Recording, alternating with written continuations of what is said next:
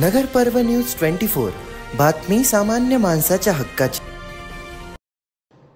बोलेगाव फाट्यावर निर्दयी हत्या, अश्विन कांबळे याच्या दगडाने ठेचून खून, परिसरात भीतीचे वातावरण।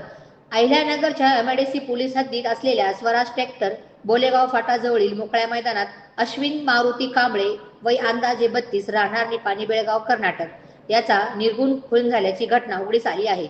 अज्ञात व्यक्तीने दगडाने ठेचून हा भयंकर प्रकार केला असून परिसरात भीतीचे वातावरण पसरले आहे। घटनेची माहिती मिळताच एमआयडीसी पोलीस स्टेशनचे पथक तत्काळ घटनास्थळी दाखल झाले। पोलिसांनी मृतदेह सिव्हिल हॉस्पिटलमध्ये शवविच्छेदनासाठी पाठवला असून या निर्गुण हत्येमागील कारण अद्यापपर्यंत समजू शकले नाही।